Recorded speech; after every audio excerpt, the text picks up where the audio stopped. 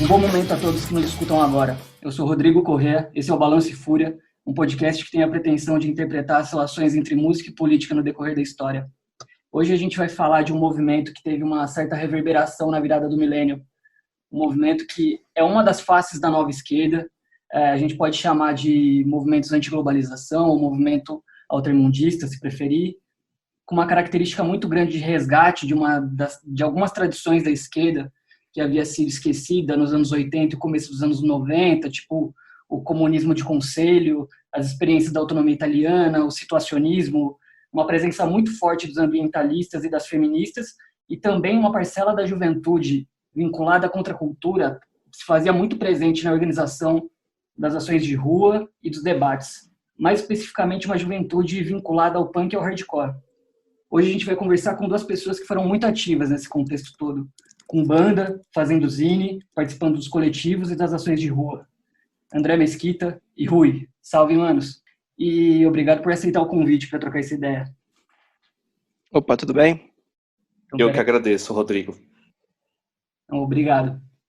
Sempre que a gente retoma um pouco a história desses movimentos que a gente chama de antiglobalização, a virada do milênio é uma data muito específica, assim, uma data que demarca bem ali aquelas ações, se eu não me engano, em novembro de 99 em Seattle, que deu início a tudo isso, né?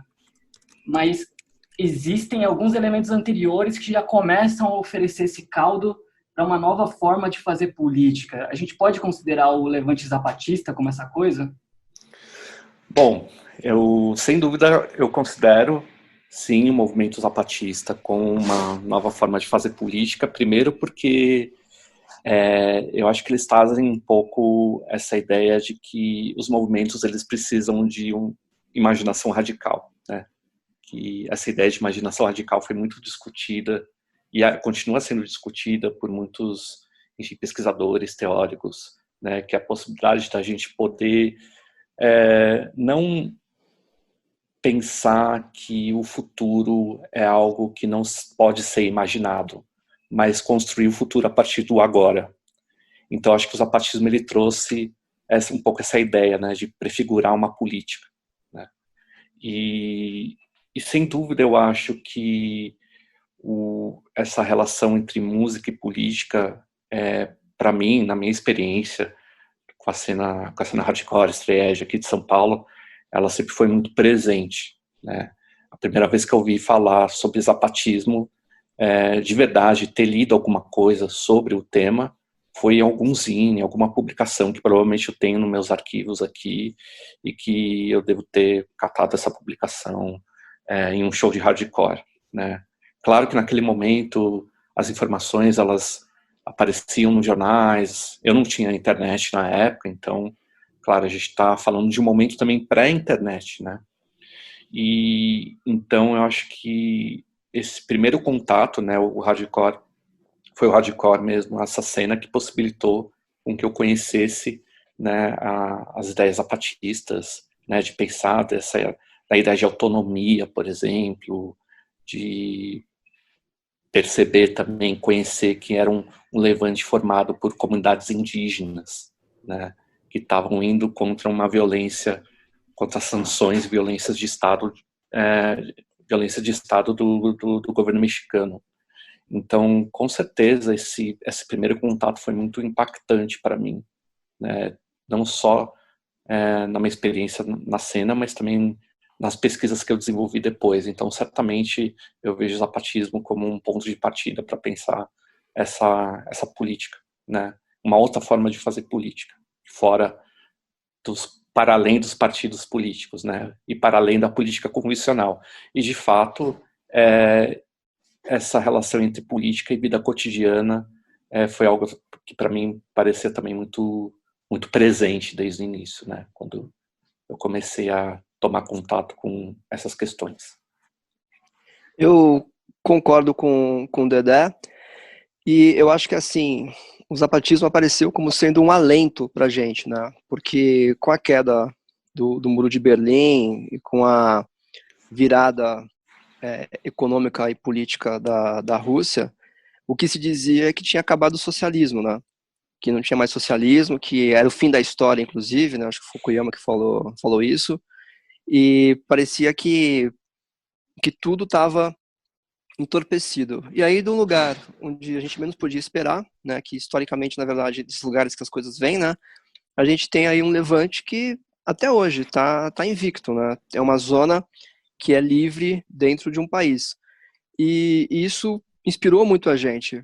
Eu não me lembro se o meu primeiro contato foi em fanzine, mas assim, alguma coisa me vem à cabeça agora, que talvez tenha sido naquela revista Caros Amigos, que foi publicada, acho que até os anos 2010, alguma coisa assim. E eu lembro, inclusive, que a primeira vez que eu vi essa revista foi numa verdurada que o Velotrol, que é um amigo nosso, tinha levado, dizendo, essa aqui é uma revista nova da esquerda, né, que mensalmente vai trazer um monte de coisa.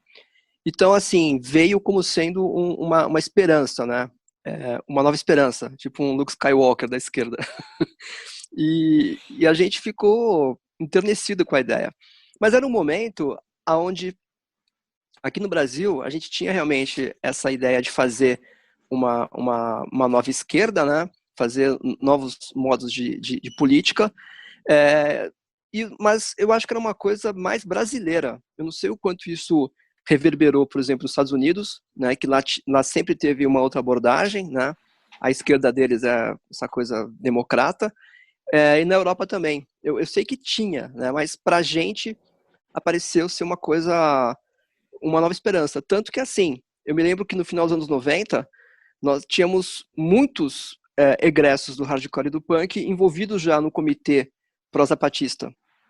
Inclusive, esses dias eu vi, acho que no Instagram do China, fez 20 anos, né, que teve o lançamento do comitê no Largo São Francisco. A gente estava lá, a gente participou da formação da coisa.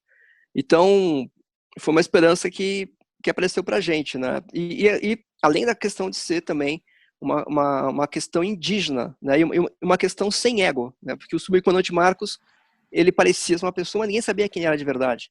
Então, era muito sedutora toda essa ideia para a gente. O Levante Zapatista teve um olhar meio, como que eu posso dizer, com o perdão da palavra, tentando esvaziar o sentido negativo da palavra marqueteiro, mas a criação do subcomandante Marcos e a apropriação dos zapatistas da internet foi uma coisa muito esperta, né? Porque o subcomandante Marcos ele foi pensado também, propositalmente, para conseguir ser essa figura sedutora, e deu muito certo. E é uma figura incrível. Sim. Enfim, se a gente pensar na experiência zapatista, trouxe elementos que realmente comporiam o imaginário ali nos anos 2000, 5 anos antes, a questão da internet, do encontro intergaláctico contra o neoliberalismo, que depois foi dar origem ao CMI, e que tudo isso surge naquele caldeirão, naquele fervilhar dos movimentos anti-globalização. Isso que a gente chama dos movimentos anti-globalização, nos Estados Unidos, eu acho que na Europa também, eles começam em 98, né? Mas chegam no Brasil quando? Em 2001 ou em 2000 ou nos anos 90 já aconteciam movimentações associadas aos dias de ação global? Eu acho que 2000, né, Dedé? Então, voltando um pouco, né, às coisas que você falou, que eu acho que são super importantes. Primeiro, porque o meu contato mesmo com essas questões, elas estavam no hardcore, passavam um pouco por essa questão da política dos movimentos, mas elas também chegavam na arte, né? E essa questão que você coloca, não, até que ponto os Estados Unidos, né, as pessoas foram impactadas pelo zapatismo, e de fato muita gente foi bastante impactada pela insurreição zapatista, principalmente alguns artistas que eu conheci já há alguns anos, né? E tem muita coisa escrita sobre isso, inclusive até coisas que eu já escrevi, até um livro que eu terminei de editar agora, tem alguns textos que falam sobre esse tema. E um deles, por exemplo, é um professor da Universidade de São Francisco, professor da Universidade de San Diego, que é o Ricardo Domingues.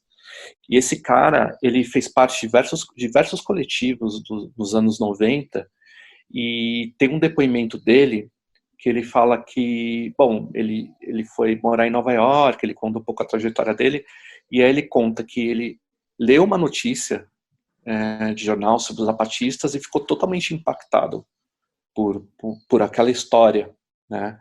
E ele falou que a partir daí ele começou a ir para a rua, junto com outras pessoas, e fazer ação direta em apoio ao zapatismo. Ele conta que ele não sabia absolutamente nada de informática, de novas tecnologias. Então ele aprendeu fazendo junto com essas pessoas, por exemplo, a usar a rede em solidariedade aos zapatistas. E eu acho que isso tem uma questão tática aí bastante importante nesse momento, né? Que é esse uso livre e politizado e subversivo que os zapatistas colocam da internet, né? Lembrando também que a internet, a gente estava aprendendo a usar, né? Eu tive internet na minha casa em 97, né? Primeira vez que eu mexi na internet foi um ano antes, assim, 96, assim, né? Muita gente já estava desde 93 mexendo com a internet. Então, eu me lembro também de que o Ricardo Domingues, ele criou com outros artistas um coletivo chamado Electronic Disturbance Theater, que basicamente era criar ações virtuais na rede, e essas ações em apoio, né, em solidariedade ao movimento zapatista.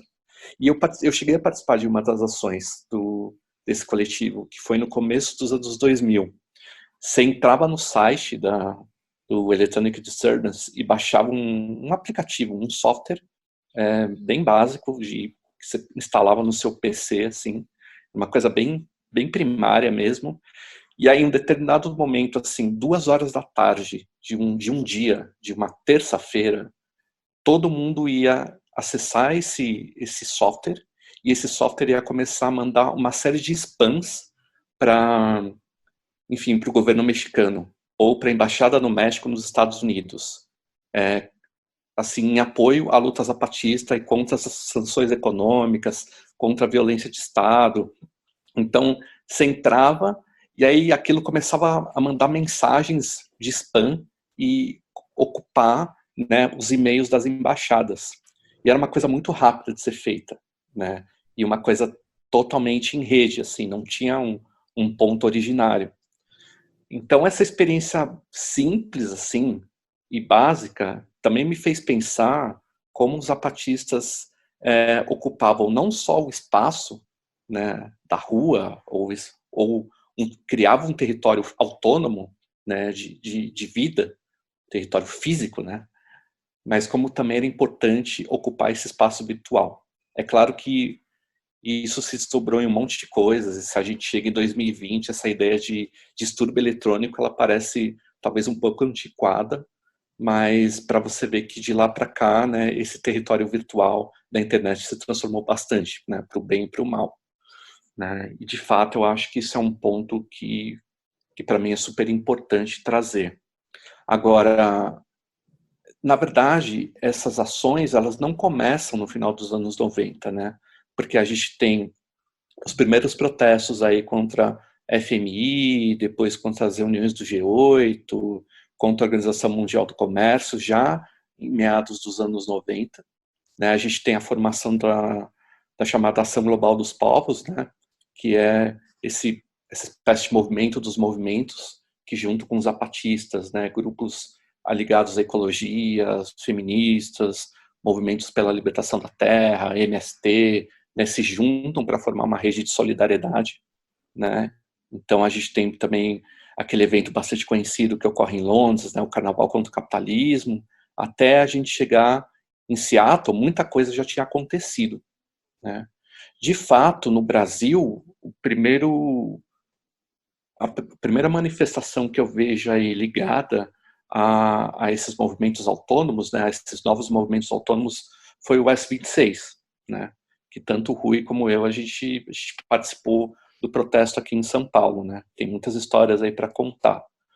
E aí, logo depois, né, isso, 2000, final de 2000, 2001, que se forma um Indimídia aqui em São Paulo. Então, enfim, também a gente não pode colocar Seattle como claro, foi um evento muito, muito importante, internacionalmente valioso, mas essas coisas esses movimentos já ocorrem um pouco antes, né? Eu acho que foi o S26 mesmo que jogou a gente nisso, né? Mas prévio ao S26, a gente teve esse envolvimento com esse coletivo pró-zapatismo. Acho que foi em 99, comecinho de 2000 também.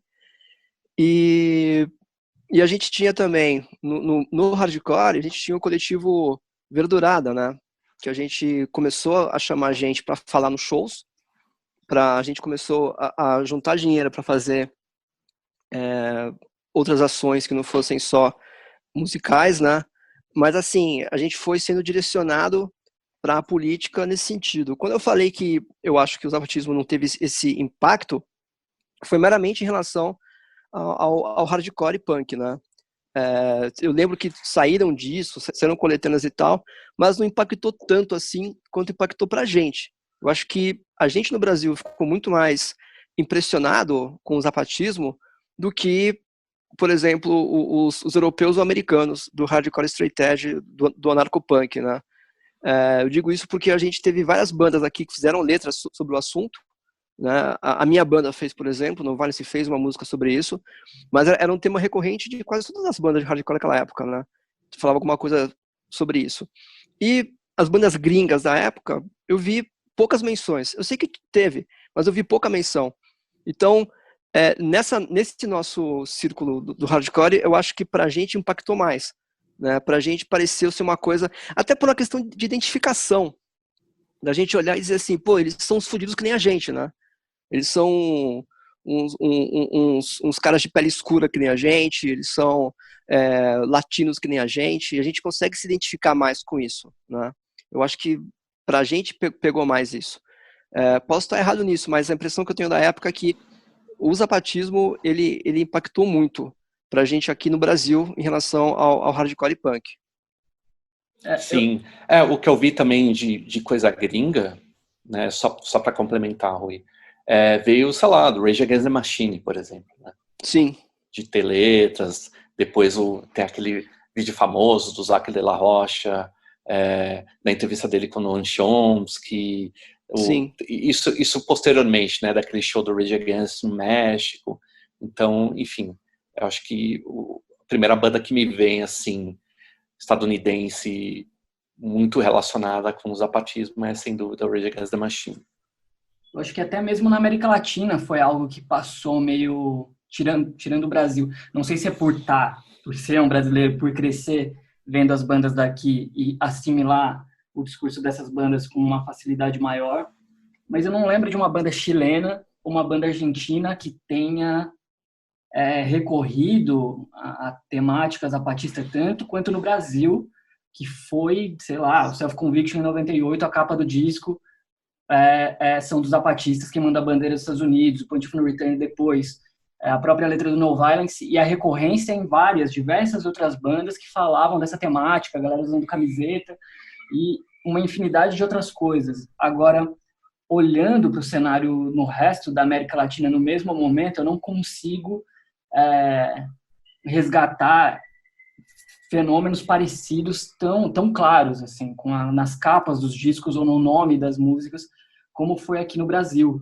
Não só em relação ao zapatismo, mas em relação a outras questões também. O que aparecia mais era o lance do hardcore do terceiro mundo. Era algo que aparecia com uma frequência maior. Mas de lutas específicas era algo que eu não via tanto, assim.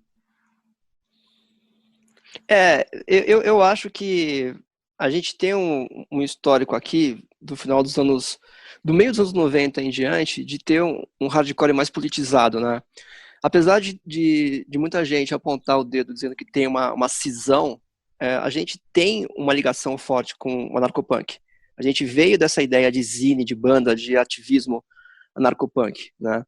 E os nossos temas, na verdade, quase todos são os temas também que eram do anarcopunk. Você pegar um disco do Abuso Sonoro e um disco do Point, a diferença de letra é só que o Abuso não tem letra straight edge. Basicamente é isso. Né? E devia, porque tem um cara que é straight edge lá, que é o Arilson. Mas, e na época também a Lani era straight edge, tinha o Rubio também que era straight edge, e tinha também o Luiz, porra, tinha bastante gente straight edge no Abuso. Mas assim, a gente andava muito junto com eles na questão ideológica, né? E a gente tinha muita gente, muita banda no final dos anos 90, começo dos anos 2000. Então a nossa produção, na verdade, ela não se equipara com nada. Eu acho que nem o México também, que tinha banda pra caramba, se equipara com aquilo que a gente produziu aqui, né? E, e a gente estava muito politizado. Quer dizer, o nosso rolê, é claro, né? Aquele rolê Nova York, aquele rolê melódico, aquele rolê pré-emo, eu nem considero. É outra ideia. Não tenho inimigos nesse rolê, mas assim, na questão política, são outras ideias. É um bagulho que não é a nossa linha. E não tinha uma coisa similar fora daqui. No Chile você tinha 4 bandas. Na Colômbia você tinha 3 bandas. Na Argentina você tinha bastante banda, que era política anarquista, mas isso durou pouco tempo também, né? Acho que 99, 98, já nem tinha mais tanta banda política assim também. Então a gente tinha muito mais gente e, além de tudo, a gente tinha uma facilidade de informação muito grande nessa época, né? A internet, pô, ela congregava. Eu, eu acredito isso a 2 coisas, que vai ser ridículo o que eu vou dizer, mas eu acho que é verdade. Em primeiro lugar é o Fórum Straight Edge, que tinha gente do Brasil inteiro que acessava, a gente estava toda hora conversando, e o Mirk. Porque o Mirk, cara, tinha gente também no Brasil inteiro que entrava, então a gente estava em contato constante uns com os outros, claro que além de e-mail. Mas a internet, ela potencializou um contato e uma difusão de informação pra gente que, porra, era sem histórico antes. Quer dizer, sem paralelo antes o que a gente fazia. Então, a gente conseguiu engrossar aqui um caldo político, né, que tinha antes, né. E também não sei, parece que o punk aqui sempre teve essa visão política. Você pega as maiores bandas que tinha aqui, Ratos de Porão, Cólera, Garotos Podres. Porra, é só letra política. É só letra de contestação, só letra de rebeldia, letra socialista, tá ligado? Você pega a banda americana, tudo bem, tem muito mais banda assim. Mas, porra, tem umas letras merda. Pega, nem sei que bandas que tem na Argentina que pode ser similar. Então a gente tinha aqui uma ideia de que o punk é político, né? O punk é uma contestação, o punk é fanzine, é coletivo, é protesto, é rua, é passeata. Então acho que essa política nova aí que o André falou, ela veio muito interessante para quem queria esse rolê, né? Porque ela veio de um modo mais dinâmico. Porque eu fiz parte de coletivo anarquista no começo dos 90, fiz parte de movimento estudantil também no começo dos 90, e, porra, o bagulho era chato, não vou mentir, era chato, era um negócio muito quadrado, sabe? E aí você vê essa paixão toda, é uma coisa que eu não vou negar, agora com meus 40 anos, eu consigo olhar e dizer, nossa, que romantismo. Mas era muito romântica mesmo, essa ideia toda do zapatismo, sabe? Era muito apelativa e seduziu a gente, sem dúvida. Então, era muito romântica, mas eu acho também, Rui, que o que você falou, eu penso exatamente dessa forma, né? Porque muito desse rolê anarquista, eu sentia que, sei lá, era ficar falando de coisas que aconteceram um século antes, sabe? O que é importante Sim. e tal. Mas que eu queria coisa nova, entendeu? Eu queria que tivesse uma reflexão sobre aquilo que estava acontecendo naquele momento. Eu sempre fui, sei lá, eu fiz história, né? E eu acho que sempre teve um grande preconceito na academia com essa coisa da história do presente. E eu sempre me considerei um historiador do presente. Me interessa refletir o momento de hoje. E alguém fala, não, mas então isso é sociologia. Não, isso é história, entendeu? É pegar os elementos, as coisas que aconteceram no passado e, a partir disso, entender o que a gente está vivendo agora. E com relação ao zapatismo, eu não tenho dúvidas, assim, de que, de fato, existia esse romantismo, mas ele também proporcionava a possibilidade da gente entender outras lutas que estavam no meio dessa história, né? Então, 99 e 2000, por exemplo, o pessoal do Comitê Zapatista, daí a gente ir para o centro de São Paulo, fazer uma ação em solidariedade ao Mumia Abu-Jamal, né? De saber quem é o Mumia Abu-Jamal. Tipo, fazer uma campanha em relação à liberdade dele. E aí entra, por exemplo, um outro coletivo que foi bem importante, que foi a Cruz Negra Anarquista, né? Da gente ter essa experiência de tentar discutir o que é um preso político, por que somos contra o encarceramento, né? O que significa o sistema prisional. E aí eu acho que tem essa possibilidade de a gente poder acessar outras informações outros campos do conhecimento, outras políticas mesmo, e outros problemas, e trazer para o nosso cotidiano. De fato, né, eu acho que tem essa questão romântica e tal, mas eu acho que ela é natural da juventude, e importante mesmo como uma forma da gente avançar, né, da gente experimentar. Então eu sentia bastante isso também. Mas eu acho que era Mas uma coisa boa, né, Mas só importante. para esclarecer, eu curti esse romance. Eu não É, falei negativo, não. Eu achei que é não, uma não ideia sei. bem romântica, mas assim, no sentido positivo, né? Uma ideia romântica porque vem assim, ela te conquista, tipo, cara, isso aqui é muito legal, é muito bacana, é empolgante. Foi nesse sentido. Eu não quis ligar a ideia de romance com infantilidade, ingenuidade, não. É isso que você falou mesmo. É exatamente o que eu penso. Não, totalmente. É isso também. Tô de acordo com você.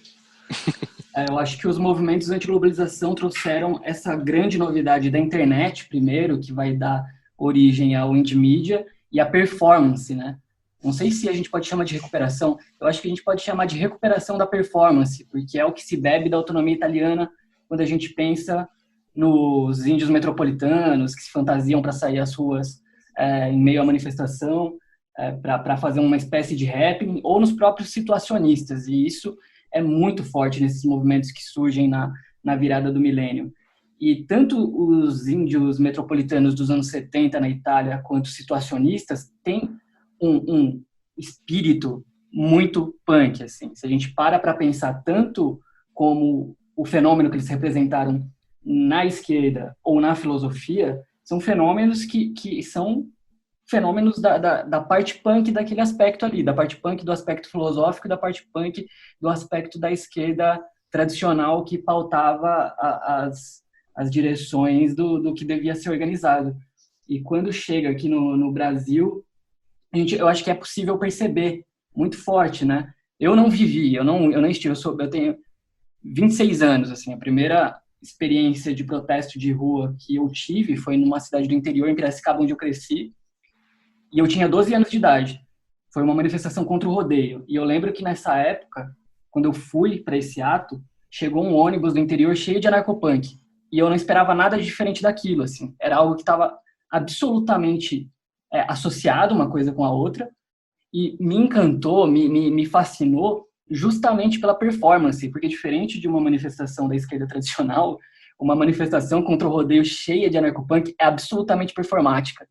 Todo o trajeto, todo grito entoado, os conflitos, o vandalismo, a pichação, tudo isso envolvia uma magia, uma espécie de festa e de enfrentamento ali, tudo misturado. A gente pode interpretar esses fenômenos do começo dos anos 2000 no Brasil como os primeiros dessa qualidade? Tá. Bom, assim, pegando um pouco da experiência pessoal no hardcore, tá? Espero não dar uma resposta muito longa. Mas, assim, eu entrei no coletivo Verdurada, né? Isso foi no final 98, 99, né? Então, estava na época que o coletivo, quem fazia parte, quem organizava a Verdurada era o Rui, o Fred e o Jorel. E aí eu entrei no coletivo para ajudar com as palestras e, enfim, organizar os shows com eles também. E depois disso, o coletivo ele cresceu muito, né? A gente teve épocas que tinha 15 pessoas nesse coletivo, né? 10, 15, 20, enfim. Mudou muito a composição. E muito pela influência aí dos zapatistas e por esses movimentos que apareceram no começo dos anos 2000, primeiro que a gente já se denominava de um coletivo, e aí começam a entrar novos termos, novos conceitos que a gente começa a tentar colocar em prática, né? Por exemplo, tomada de decisão por consenso, ou fazer um show, uma verdurada, e entre umas bandas, entre uma banda e outra, fazer uma palestra para falar sobre o que estava acontecendo nos movimentos contra a globalização fora do país, ou fazer uma oficina de ação direta, ou discutir como se organizar para uma manifestação de rua.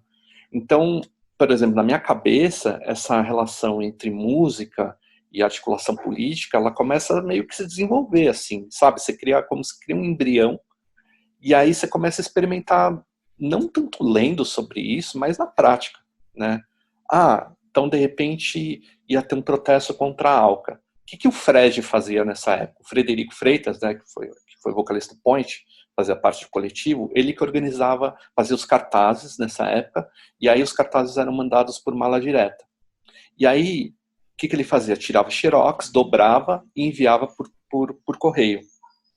Dentro de alguns desses cartazes, vinha um outro cartaz, por exemplo, como chamada para manifestação contra a ALCA em tal dia, ou um texto falando sobre o que é a ALCA, ou o que é a Organização Mundial do Comércio, por que é importante se manifestar contra essas organizações, né? Então, o que eu percebia muito nessas manifestações, né, nessa ocupação de rua?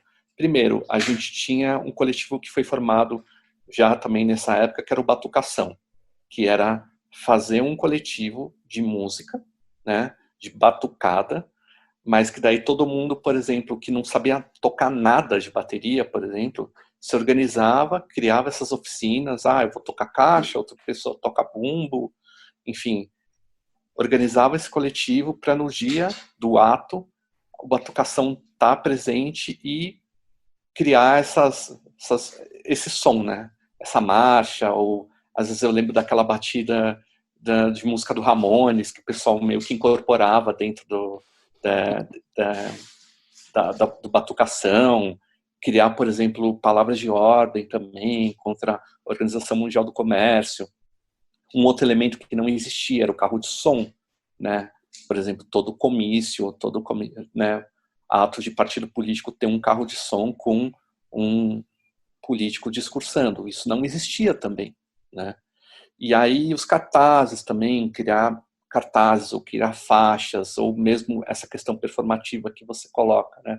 De como a arte ela é importante, não só como uma ferramenta estética, né? Mas também como uma forma de fazer as pessoas fazerem parte daquilo, né? A arte tem essa força de participação, né? Esse componente de que você também pode ser parte daquilo, de que você é parte daquilo, né? De que você também pode experimentar, né? De fazer junto, né? Criar junto, é uma coisa que eu acho fundamental. De fato, esses coletivos que você citou, né? Principalmente os situacionistas, eles foram fundamentais assim nessa experiência, e um pouco de uma literatura que começa a aparecer nos anos 2000. Por exemplo, eu trabalhei nessa época numa editora, que era a Conrad, né, que foi aqui no Brasil que editou, enfim, um monte de livros que tinham a ver com o situacionismo, né. Então, por exemplo, eu já tinha acesso a isso, já lia bastante, e eu vi que várias daquelas ideias, né, dos situacionistas de desviar as imagens do capitalismo, de construir situações, né, que é aquilo que eles diziam nos textos que eles escreveram nos anos 60 e 70, aquilo eu estava vivendo na rua com os meus amigos, né, sem saber, né, sem ter quase uma base histórica, eu estava vivendo aquilo. Então, de fato, esse componente performativo, né, de pensar que protesto de rua não é aquela coisa chata, que o líder fala e a gente repete, né, para mim era uma outra coisa, né? Para mim era uma outra experiência. E claro que muita gente não via isso como um componente artístico, né? Mas eu desde o começo eu comecei a sacar que existia um pouco de arte aí. Talvez não a arte que a gente vê nos museus, né, nas galerias, mas seria o que mais tarde isso ficou conhecido como arte ativista aqui, né? Embora esse termo arte ativista tenha surgido lá atrás, já nos anos 80 já se falava sobre arte ativista. Ou, por exemplo, fazer um protesto de rua que tenha componentes, elementos da arte, de intervenção urbana, criar cartazes, né, criar performances, tudo isso também remetendo às experiências dos anos 60 e 70, né? Eu não posso dizer também que essas ocupações que a gente fez, essas ocupações de rua que a gente fez nos anos 2000, elas foram as primeiras no Brasil, né? Não dá para dizer isso, porque a gente pode ver que desde os anos 80, a gente tinha grupo de teatro militante no ABC, por exemplo, que fazia peça para os trabalhadores nas fábricas. As pessoas já ocupavam as ruas com uma certa experiência artística. Há uma série de coletivos em São Paulo, nos anos 80, que começam a ocupar as ruas, por exemplo, fazer intervenções urbanas, que não eram vistas como protesto, mas elas fazem parte da nossa história, né? Por exemplo, o Viajou Sem Passaporte, que foi um coletivo que foi formado na ECA nos anos 80, e os integrantes do Viajou eram parte da Libelu, né? Até saiu recentemente um documentário sobre a história da Libelu, que era a tendência trotskista na Universidade de São Paulo. Então, esses caras já estavam pensando essa relação entre arte e política, né? O próprio Elliot Sica, né? Se a gente vê o Elliot Sica aí nos anos 60 e 70, nos anos 70, das experiências dele com Parangolé, da história que o Elliot Sica vai para Mangueira, né? Ele vai viver na Mangueira, daí ele meio que incorpora aqueles elementos aí da vida cotidiana na favela para repensar uma nova forma de ocupação no espaço público. Aquilo lá era super político e muita gente confundia aquilo com uma manifestação política também, né? Então, o Brasil ele tem uma riqueza nessas histórias que muitas vezes elas não passam pela história oficial da arte e nem pela história oficial da política, né? Mas elas são importantes e acho que é parte do nosso trabalho. Eu falo isso como pesquisador, né? Parte do nosso trabalho como pesquisador resgatar isso, né? E colocar como parte dessa história. Então eu vejo muito do que a gente fez nos anos 2000 como uma relação direta e indireta com rupturas e continuidades com experiências anteriores que ocorreram no Brasil, né? A gente nem precisa buscar o que estava rolando lá fora. Claro que estava rolando lá fora, muitas dessas táticas de ocupação no espaço público, né, ações artísticas, elas não deram muito certo aqui no Brasil, né? E isso a gente viu, o Rui viu muito, eu vi bastante, porque às vezes a gente importava alguma ação, né, alguma forma de ocupação, alguma performance que ocorria lá fora, e aí quando a gente usar aqui, a polícia era tão violenta que é isso, em questão de segundos a polícia ia lá e acabava com um ato, né?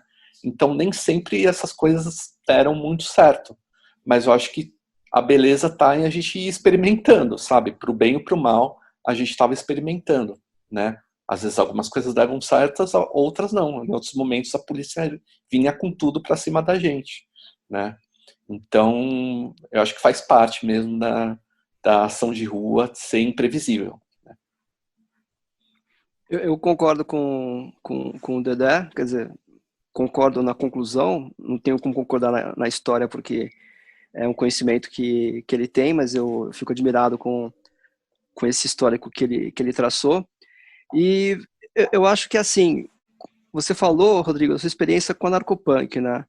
Nos anos 90, anos 80, 90, a gente tinha um calendário de manifestações do movimento punk, que era o 7 de setembro, era perto das eleições e era o Natal. E aí, o 1º de maio, quer dizer, era o 1º de maio, era o 7 de setembro e era o Natal. Eram as manifestações dos punks, né? Que não chegava em lugar nenhum, sabe? Era meramente você dizer, fiz alguma coisa, né? E você tinha um monte de coletivo anarquista, um monte de grupo, mas não tinha muita coisa acontecendo. Então, essa jovialidade que veio com esse tipo de protesto, com esse fôlego, porque assim, o zapatismo trouxe um fôlego, dizendo um outro mundo é possível. E esse virou o lema, né? No final dos anos 2000, quer dizer, no final dos anos 90, começo dos 2000, outro mundo é possível. O socialismo não está morto com a queda da União Soviética, né? Aquele socialismo talvez tenha acabado, mas ele nunca foi a epítome do socialismo, né? E também, eu volto a dizer, eu acho que a gente foi muito pautado pela imprensa de esquerda que tinha nessa época, porque a gente, que nem o Dedé falou, a gente fazia encontro de grupo anarquista para ficar discutindo Proudhon nas obras dele de comecinho em 1800, o Bakunin na Comuna de Paris, e são coisas que assim, são interessantes e tem muita ideia, muita proposta lá, mas não é coisa que você aplica no seu dia a dia, né? O que você vai aplicar da Comuna de Paris na sua relação com o seu empregador, sabe? Na sua relação com o governo? Você pode até aplicar, mas o trabalho de você traduzir aquilo para uma aplicação prática é muito difícil. Ao passo que o que vinha sendo proposto com essa ocupação da rua, na arte e na visão da política, era diferente. Então, o que eu penso? Nós tínhamos já uma consciência política. A gente conseguia ler um texto dos zapatistas e dizer, pô, eu sei o que é a OMC. A OMC, para mim, não é uma sigla desconhecida. Eu sei o que é o G20, eu sei o que é o G8, eu sei o que é a ALCA, eu sei o que é o FMI, eu sei o que é o Banco Mundial. E assim, esse conhecimento dessas entidades e do que elas significam no plano mundial é uma coisa que diferencia a gente dos punks dos anos 80 a anos-luz. Né? Porque enquanto eles tinham conhecimento de ditadura, de polícia, de história do modo amplo, a gente tinha conhecimento de estruturas econômicas e políticas que estavam existindo e que só veio para a gente porque tinha uma imprensa que falava sobre isso. Né? Então foi muito fácil a gente pegar e dizer, pô, olha só, existe um bagulho que chama ALCA que quer fazer com que todos os países da América se submetam ao império americano econômico. A gente não pode ser a favor disso, porque vão destruir barreiras políticas, barreiras legislativas, que são direitos do trabalhador, direitos sociais e direitos do consumidor. Né? Então a gente conseguia entender a nuance que isso era, uma coisa que talvez a pouca politização que tinha nos anos 80 não conseguia gerar essa comoção. Né? Então, eu acho que esse momento, você ter lá 15 anos do fim da ditadura, né, em 99, você ter 2 governos seguidos num partido de direita que dizia que era de democracia social, que era o PSDB, um alinhamento com as políticas neoliberais, um alinhamento com as políticas americanas. A gente sentia isso na pele, conseguia entender as siglas, sentia esse ímpeto do zapatismo e também da política americana. Então, a gente veio numa sequência de coisas que já tinha antes, mas a gente veio entendendo. E eu acho que essa compreensão, você podia ir em qualquer show hardcore e falar o MC, FMI, Banco Mundial, que a pessoa ia entender o que você estava falando. Hoje em dia, se você vai no show hardcore e fala isso, as pessoas vão entender? Eu já acho que não. No fim dos anos 90, as pessoas iam entender? Também não iam. Talvez o FMI, né? Mas mais por causa da música do Raça de Porão. Nem sei se elas sabiam o que era FMI também, né? Então, eu acho que a gente estava num momento pronto para isso. E não sei se era só a gente do Brasil, mas a gente no Brasil estava muito, muito apto a isso, né?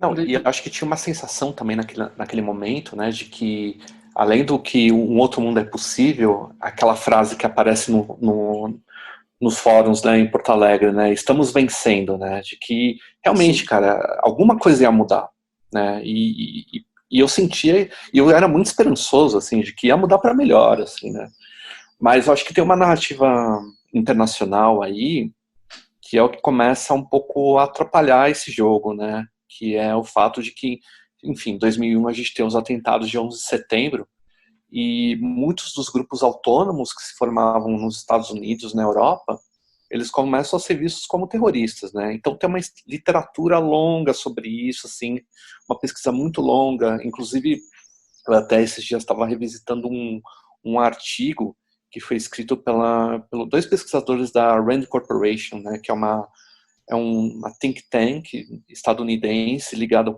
complexo militar industrial, que já há muitos anos fornecem dados e pesquisas e informações para a direita estadunidense, e tem um texto bastante famoso que é publicado por esses caras da Rand, que é um pouco, que é sobre entender o que eles chamam de guerra em rede, organizada pelos zapatistas, mas eles fazem uma coisa que para mim é muito perversa, e o que a direita fez isso com muita frequência naquele momento, que foi aproximar o uso da rede dos zapatistas para os movimentos terroristas.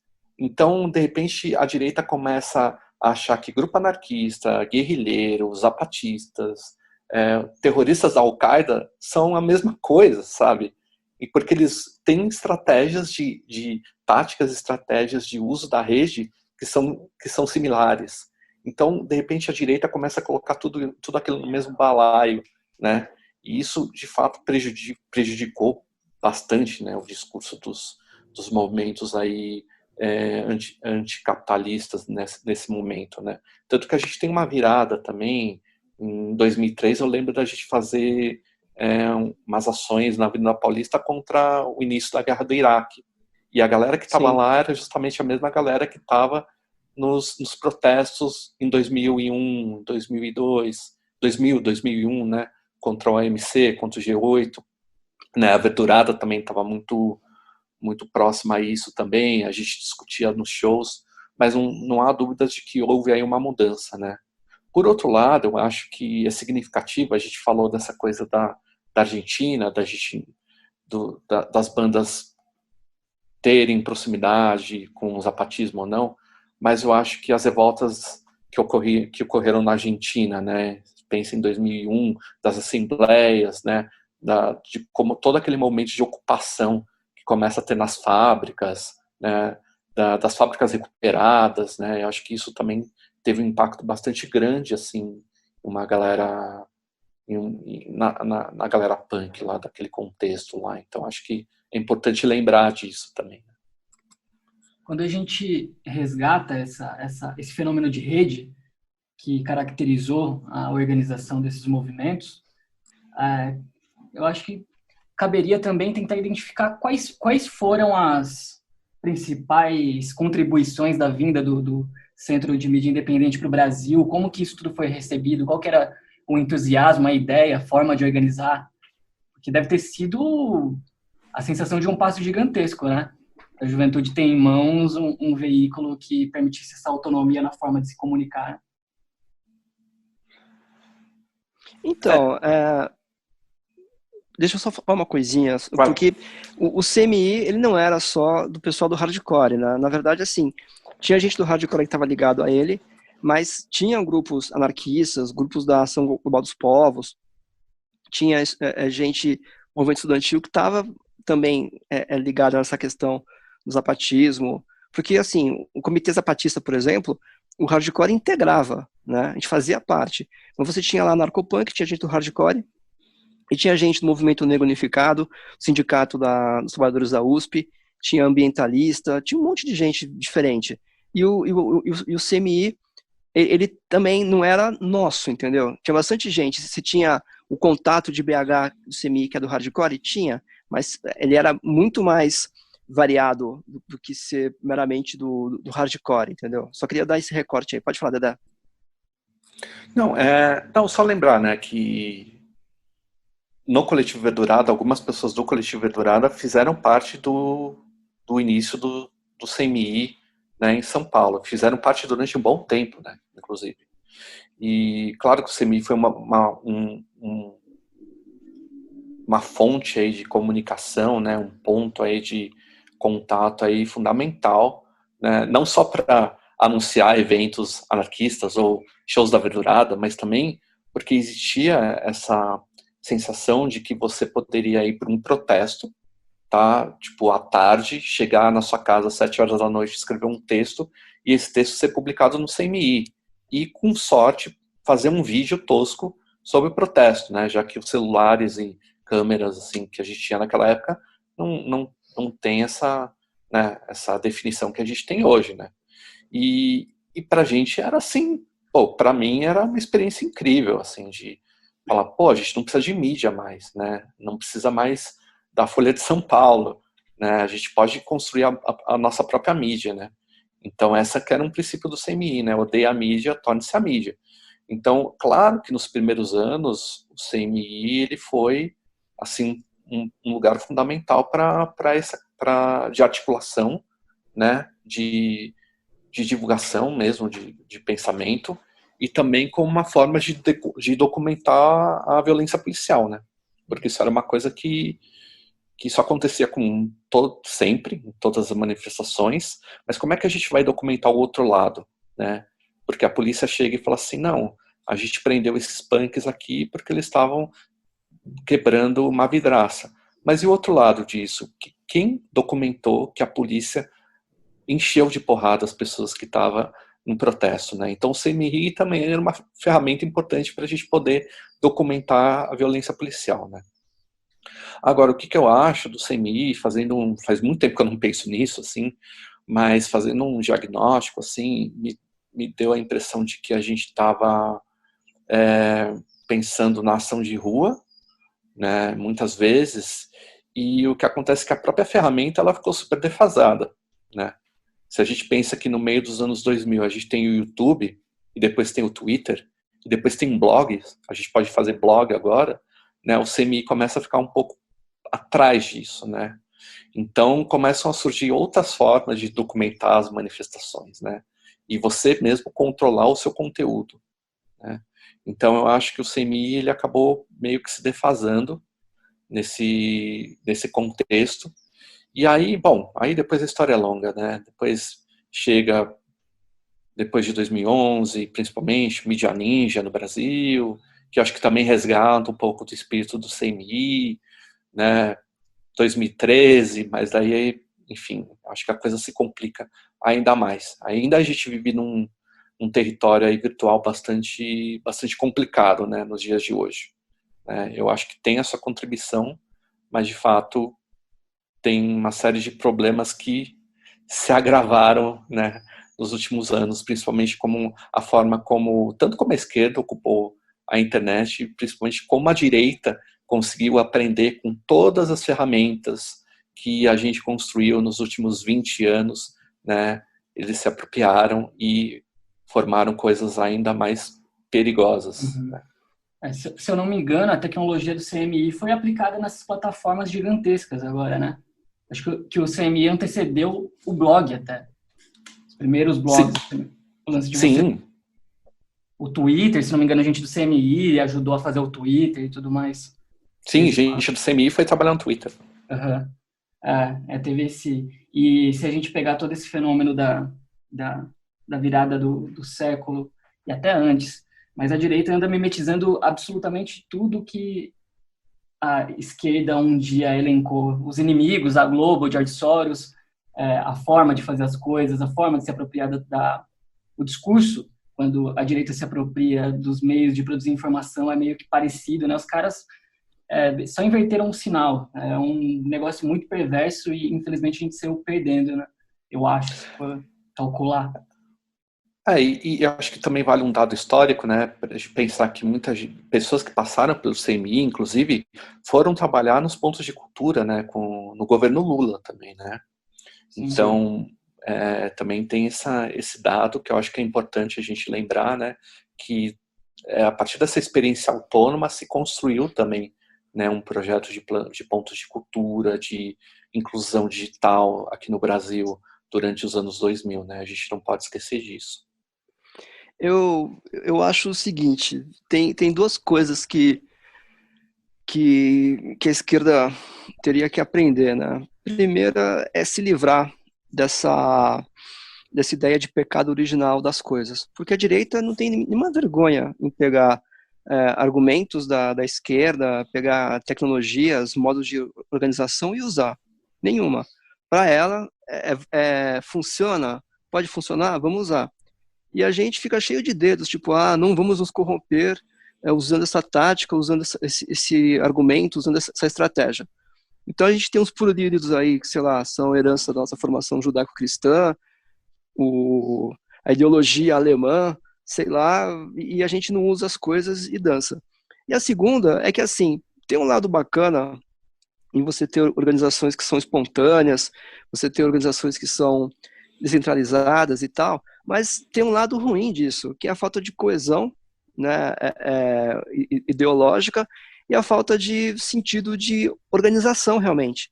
Você não tem uma grande organização, você nunca teve uma grande organização atrás desses protestos todos, né? Você tinha vários grupos, você tinha muitos indivíduos, e você olha para o passado, você pega, por exemplo, o Brasil até o golpe militar, né?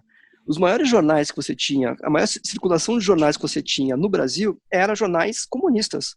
O Lincoln Seco tem aquele livro dele sobre a imprensa de esquerda do Brasil, ele fala isso, você tinha 5 milhões de exemplares de jornais comunistas no Brasil contra 600 mil dos maiores jornais que tinha na época, nos anos 40, anos 50, sabe? Era muito material. Então, assim, a tecnologia da informação era nova nessa época, os livros também eram uma novidade no Brasil, foram apropriados pela esquerda, que ela pegou e usou para difundir as ideias, porque havia uma organização. Claro que a gente pode pegar e criticar o Partido Comunista, pode criticar o comunismo e esse comunismo brasileiro, mas assim, você está afiliado a alguma coisa que vai te bancar, vai te dar diretrizes estratégicas maiores do que o seu problema da rua onde você mora. E você ter acesso a meios de reprodução do que você fala, que alcancem muita gente, é diferente. Então, a direita tem o poder, a direita tem a grana, e a direita consegue pagar gente para fazer só isso. É uma diferença você ter um cara do mídia independente que faz aquilo no tempo livre que ele tem, e você tem alguém da direita que está sendo pago por outra pessoa para ficar 24 horas pensando como é que eu vou fazer para enganar os trouxas e espalhar ódio, né? Então, são coisas que a gente tem que pegar e repensar também. Foi bacana tudo isso dos anos 2000? Sim, foi bem bacana, né? Mas tem que pegar o que teve de bom disso, que é a empolgação, que é sonhar um mundo melhor, com aquilo que funcionou no passado também, que é a organização, é a coesão, né? E ver o que funciona. Porque a gente teve muita esperança, realmente, nos anos 2000, né? E muita coisa deu errada. A Primavera Árabe, por exemplo, ela foi tomada pelos grupos organizados. Que eram quais os grupos organizados? Os grupos muçulmanos. Os grupos jihadistas, em alguns lugares, inclusive, né? Então, assim, não adiantava você ter um monte de gente muito bem intencionada, com muitas ideias bacanas, com manifestações que eram lindas, se você não tinha uma organização para realmente tomar o poder, para realmente disseminar as ideias e para se manter depois que tomasse, né? O PT é um exemplo disso, inclusive. Faltou organização, faltou pensar grande, faltou pensar em comunicação, faltou pensar, sei lá, eu acho que eu estou criticando toda a esquerda agora, né? Eu acho que faz parte. E essa fala, eu acho que nos leva a outra questão, que é tentar, pelo menos para a minha geração e para alguma parte da geração que nos escuta, pensar nessa nova forma que se apresentava, em como ela se relacionava com o que a gente pode chamar de antiga. Eu não sei se existe isso de novo e antigo, porque, no fim das contas, é um fenômeno que acontece respondendo às necessidades da sua época. Mas como que se dava a interação entre a esquerda tradicional e essa esquerda muito vinculada a uma juventude? E também tem o outro lado, como que o hardcore, que levava esses aspectos da política de rua para dentro dos shows, para dentro das bandas, se relacionava com um público que muitas vezes rejeitava essa condição. A gente teve um contato com essa esquerda anterior, mas assim, a esquerda anarquista. A gente fez vários encontros preparatórios para o S26 e para o A20 na sede do CCS, que era o Centro de Cultura Social, que é uma organização anarquista que tem em São Paulo desde os anos 30, eu acho, anos 50, e várias pessoas que eram do CCS também participaram da organização dos eventos, né? Teve gente do Sindicato dos Trabalhadores da USP e do Movimento Negro Unificado. Eu acho que foi isso que participou da organização. Mas assim, a gente teve uma solidariedade de esquerda nos momentos posteriores. Então, por exemplo, no S26, todo mundo que foi preso foi encaminhado para o primeiro DP, que é na Liberdade, e lá a gente tinha um coletivo de 2 advogados. Éramos eu e o Pantoja, e um estagiário, que era o Cris. E só isso, para cuidar de 17 pessoas presas, sendo 3 menores de 18 anos, e aí de repente apareceu os advogados dos sindicatos bancários, que souberam que houve um protesto e vieram ajudar a gente. E porra, claro que ajudaram, né? Porque eu tinha zero experiência em lidar com interrogatório de preso em boletim de ocorrência, eles vieram ajudar a gente efetivamente. Mas no anterior não houve muita interlocução. Eu acho que a gente acabou meio que se achando o dono de uma verdade revolucionária, que é uma coisa que talvez tenha muito a ver com a idade, né? Você é novo e você pensa assim, poxa, o mundo ele vai ser mudado pela minha geração, pela minha atitude, o mundo vai ser mudado pela minha participação. E vai, entendeu? Mas não vai assim, dificilmente vai mudar essencialmente por sua causa ou pela sua geração. São mudanças que vão se aprofundando. E a gente teve isso e pensou, não, essa política aqui é nova, a gente não precisa de sindicato, não precisa de partido, vamos fazer isso tudo novo, né? Que não estava errado por um lado, mas que o que a gente ia fazer de verdade, né? Até que ponto isso não era um certo individualismo de pensar, não, vamos nós agora nos regozijarmos porque a gente mostrou o que é um protesto de verdade, né? Então, nesse ponto, aquele romance que eu falei no começo, ele tem esse aspecto negativo, porque o que a gente estava fazendo era um protesto, sim, né? Era uma coisa para ter efeitos práticos, sim, mas assim, não estava ligado a uma agenda que abrangesse mais pessoas. Eu não lembro de a gente ter convidado ninguém de sindicato nenhum, nem de partido nenhum, nem de associação de morador nenhum. para participar de nada. A gente não convidou nem MTST, não convidou MST, não convidou ninguém. Né? Então, assim, parecia que a gente era o arauto de uma nova verdade revolucionária, uma nova verdade da esquerda, né? O que é uma pretensão muito grande. Talvez para a nossa idade, talvez pelo momento, não sei. Sobre a questão da política, os nossos shows, a gente tinha dois tipos de shows, né? Os shows que eram da Verdurada, ou de eventos que eram similares à Verdurada, né? Que nem o Hardcore na Casa do Butantã, Hardcore na Casa de Cultura de Interlagos, quer dizer, na Casa de Cultura de Santo Amaro, em Boimirim, a Verdurada, e você tinha outros shows, que eram shows com bandas que não eram o nosso rolê. Quando a gente fazia as Verduradas e esses outros eventos, a resposta era muito simpática, né? Existia uma identificação muito grande das pessoas que iam aos shows com aquilo que os palestrantes, quando eu tinha palestra, falavam e com aquilo que as bandas falavam, né? Era raro você ver um dissenso, né? Agora, em shows que você fazia em ambientes que não eram esses, né, você não via também crítica. Mas é lógico que tem uma visão roqueira do punk, né, que só quer saber de música ou quer saber só de dizer vote nulo. Né, como se vote nulo fosse a essência de qualquer tipo de rebeldia que você pode ter sendo anarquista. Né? Mas eu não me lembro também de ter nenhuma dor de cabeça com isso, não. Não foi nada que fosse ruim. Pelo contrário, né?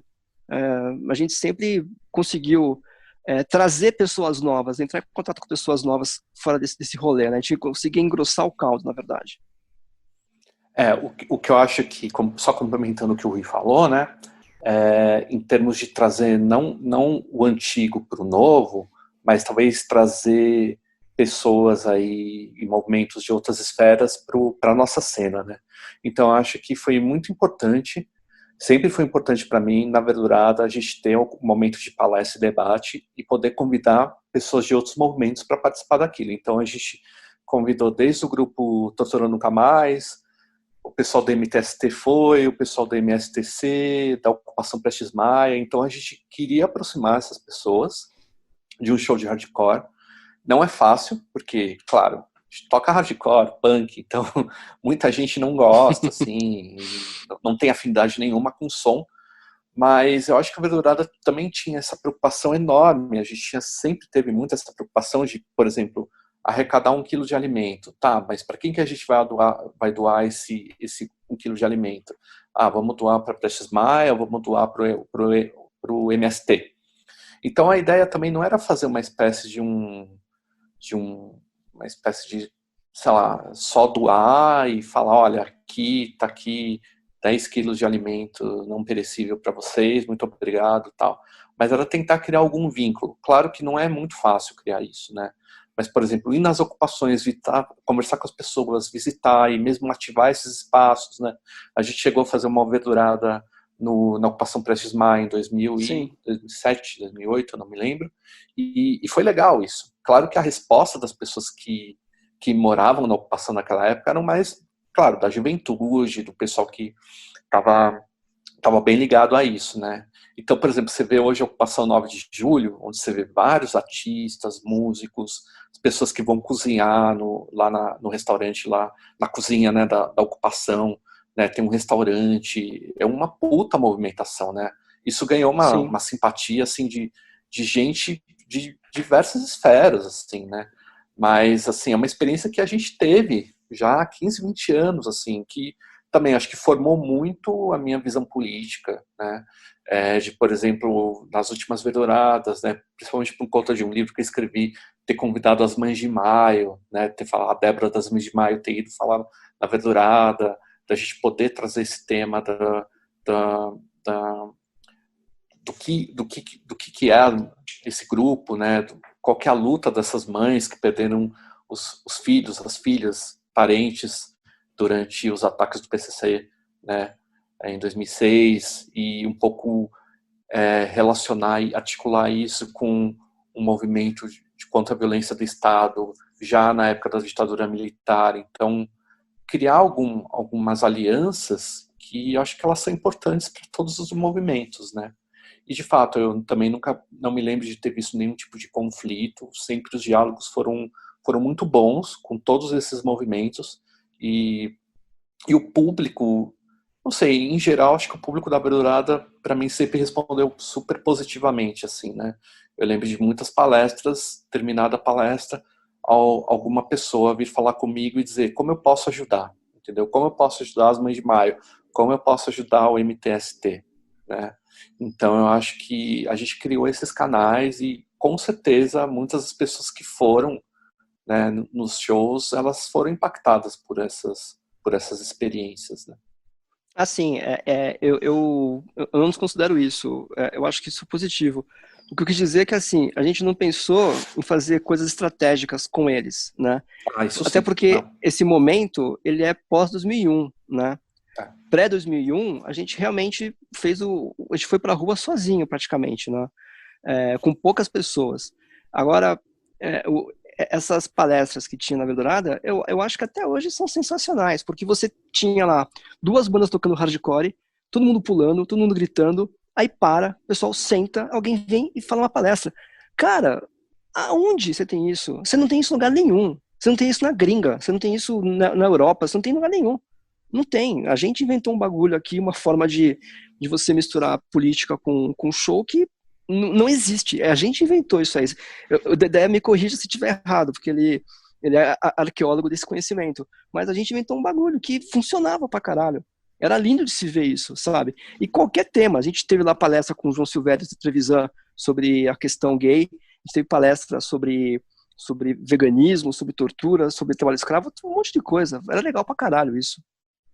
E de fato, assim, eu acho que a gente não criou uma aliança a longo prazo porque isso leva um puta tempo, né? E isso leva uma dedicação imensa da gente sempre estar presente com esses movimentos, né?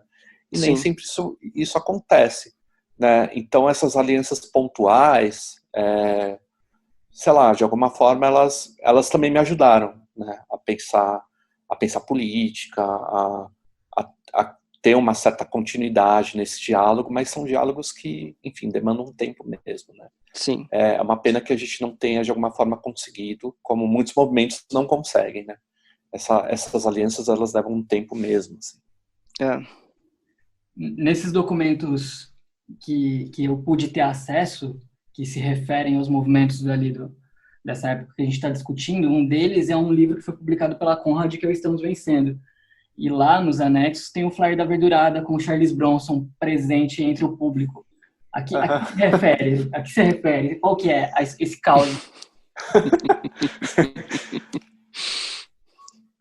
Fala aí, Vai, Dedé. Não, pode contar essa daí. É que é o seguinte, nos anos 2000, final dos 2000, foi criado pela Polícia Civil de São Paulo um grupo de repressão a delitos de intolerância, né, que era o GRADE. Essa era a sigla dele, Grupo de Repressão a Delitos de Intolerância, que era feito, a princípio, para investigar o neonazismo em São Paulo. E depois foi ampliado para investigar um monte de outras coisas que tinha. Aí a gente fez um cartaz da Verdurada, onde você tinha uma bandeira de Israel, né, fincada num morro, e a sombra dela fazia uma suástica, né, que era uma crítica que a gente estava fazendo à política israelense de você ter uma teocracia democrática, né, onde o critério para você ser um cidadão 100% é você ser judeu, né, não é você ter nascido naquele solo, né. Então a gente estava criticando isso e dizendo que lembrava muito a política racial alemã, né. E aí, acho que a Federação Israelita de São Paulo viu esse cartaz e denunciou para a Polícia Civil, e num show, na sequência, apareceram uns caras para investigar a gente. Eram 3 policiais, era uma mulher, era um cara e era um moleque que parecia um hardcoreano, cabelo curtinho, sabe, tatuagem, alargador na orelha e tal. E a gente percebeu que tinha alguma coisa errada, porque os caras ficavam andando por aí perguntando assim, quem que organiza isso aqui? Quem que organiza isso aqui, né? Que é uma coisa que não é o seu vocabulário que organiza isso aqui, né? Não é assim que você começa a conversa nesse rolê. E a pessoa começou a dizer, ó, tem uma coisa esquisita. E aí alguém foi perguntar para um desses caras o que ele era, e o cara se identificou como sendo polícia, e aí a gente foi discutir com eles, e assim, uma parte do público ficou revoltada de ter um policial lá investigando a gente, meio que começaram a falar com ele mais grosso, ele tirou uma arma, apontou para cima, saiu correndo, né, e achou que tinha gente seguindo ele, chegou a dar uns tiros para cima, na rua, né, próxima à Verdurada. E a gente ficou tipo, caralho, né, E para comemorar esse evento, né, o que a gente fez? No show seguinte, fez um cartaz, e no cartaz tinha o Charles Bronson, que era o quê? Era o policial infiltrado. Então a gente estava dizendo assim, olha, a gente teve visita da polícia e pode ser que a gente continue a ter daqui em diante, né? A gente não deixou isso claro para as pessoas, até porque seria muito ingênuo dizer isso para todo mundo, mas esse cartaz era meio que para comemorar a visita que a gente teve da polícia. Não sei se tem registro disso, deve ter algum relatório que foi feito que está na Polícia Civil até hoje, mas assim, eles investigaram a gente durante uma época, né? Em relação a isso, pelo menos. Eu acho que, então, porque essa aberturada do cartaz, né, eu tinha convidado o José Arbex para falar sobre a questão palestina, né, e ele já tinha falado anos antes na aberturada, uns 4, 5 anos antes, sobre justamente os movimentos anticapitalistas. E aí o Arbex falou, não, eu topo, tal, não sei o que, vamos aí e tal. Só que ele não apareceu, ele não foi, não teve palestra nesse dia. E eu lembro de um cara chegar, a gente estava montando equipamento, e esse cara chegou e falou assim, o Zé Arbex já chegou, mas ele falou de um jeito muito estranho. E eu falei assim, não, ele não vem hoje. Ah, mas não está marcado que tem a palestra dele? Mas ele não vem. Ele, tá bom, então depois eu volto. E aí o cara desapareceu. E a gente achou estranho, né, de um cara mais velho, perguntar do Arbex e tal. De fato, o Arbex acabou não aparecendo, né, e justamente porque o cartaz tinha tudo a ver com o tema que ele ia abordar, e aí teve esse ocorrido. E aí, numa reunião seguinte, uma semana depois, a gente fez uma reunião ainda preocupados, e foi quando a gente descobriu, né, que tinha fotos que a federação fez nos cartazes que estavam fixados na cidade. E o CMI chegou a postar um texto, era um artigo falando sobre o monitoramento que a polícia de São Paulo estava fazendo contra ativistas anti-globalização.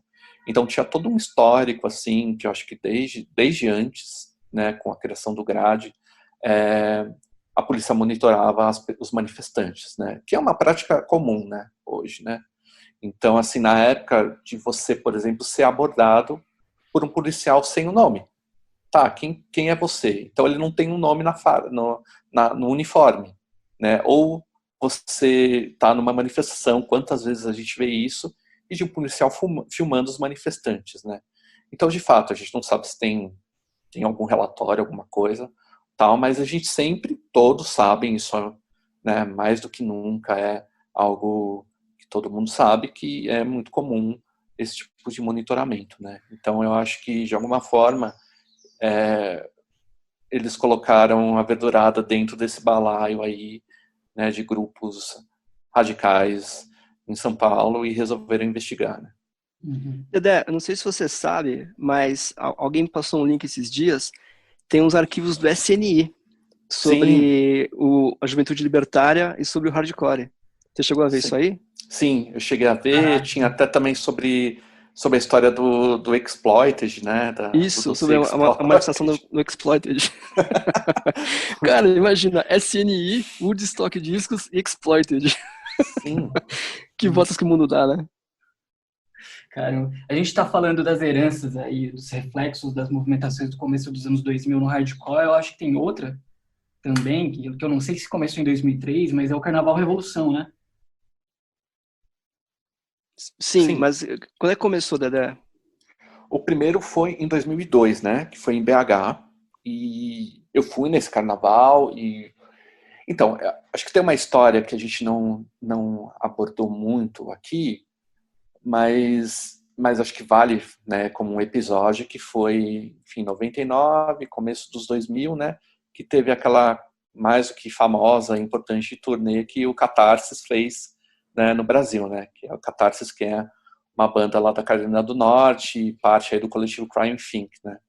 Então, o Catarsis tocou e foi, assim, para o bem e para o mal, assim, eu acho que mudou a percepção de muitas pessoas sobre hardcore e sobre a questão política, né. Crime Think tem essa coisa que eu acho também bastante romântica mesmo, de aproximar o anarquismo com a vida cotidiana, né, inclusive um antropólogo que felizmente faleceu recentemente, o David Graeber, falava que o Crime Think a Crime Think trazia um pouco de uma espécie de um neosituacionismo estadunidense e tal. E eu acho que muita gente ficou inspirada com as ideias da Crime Think, né? A gente chegou, parte das pessoas que fizeram parte do coletivo da Aberturada, inclusive fizeram tradução de um jornal, um texto da Crime Think chamado Arauto, né? E eu acho que o Carnaval Revolução, né? Tinha o pessoal da Mansão Libertina, né?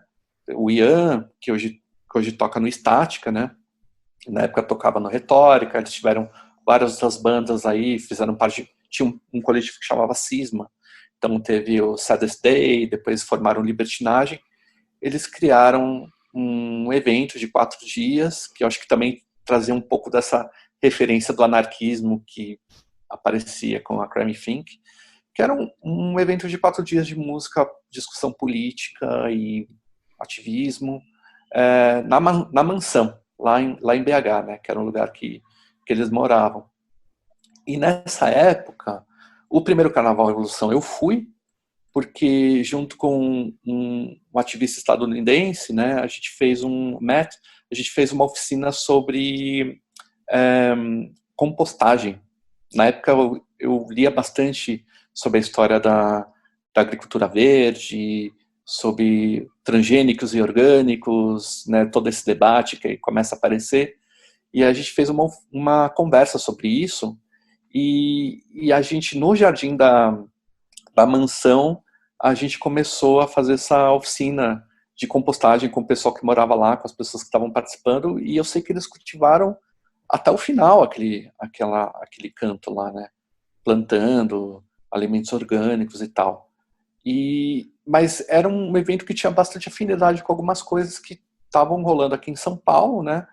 Depois o pessoal da mansão, uma parte veio morar em São Paulo, aí fundaram um espaço impróprio, que foi um lugar importante também para shows e discussões. Muitas vezes a gente foi para uma porrada de show, um monte de discussão que rolou lá. Não sei, agora, não me lembro quando o espaço impróprio fechou, foi em 2010, 2011, algo assim, não me lembro. Acho 2011. 2011, né? Então, foi um espaço independente importante aqui para a cidade e tal. E acho que também formou a cabeça e as experiências políticas de muitas pessoas, né?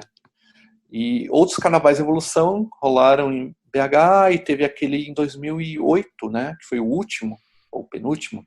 Também eu sou ruim para lembrar disso, mas que teve a palestra com o John Zerzan, que é aquele autor anarco-primitivista, né? E aí eu lembro de ter participado todos os dias, de ter acompanhado as discussões. Mas também eu acho que formou parte dessa geração que, em BH, que também fez parte do CMI, que tinha bastante afinidade com algumas coisas aqui de São Paulo. Eu não tenho nada para dizer a mais do que o Dedé falou, não. Eu acho que também foi importante e fazia parte de mais coisas acontecendo, né? Fora São Paulo e fora Verdurada, né? Tinha também o MAR, que era o movimento... como é que era? Movimento Ambiental Revolucionário, lembra? É isso aí, isso. Lá na Zona Norte. Isso, na Zona Norte. Tinha o coletivo EZS, na Zona Sul. Tinha a Casa de Cultura Santa Terezinha, que é lá no Jardim Santa Terezinha também, que tinha um monte de evento, a gente tocou lá algumas vezes também. Tinha umas outras iniciativas também assim.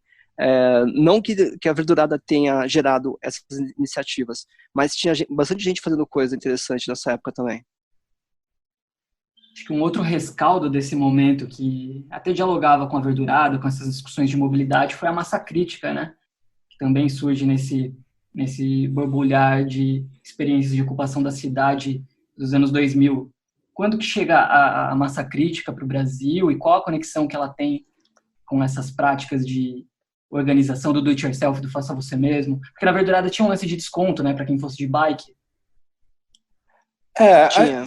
Tinha gente que ia na Verdurada, inclusive gente que fazia parte da Verdurada, que fez parte da massa crítica, mas é uma coisa que não foi muito presente na minha vida em geral, porque eu não ando de bicicleta em São Paulo, né, já há muito tempo, assim, mas tinha uma coisa mesmo do critical mass, né, foi uma experiência que muito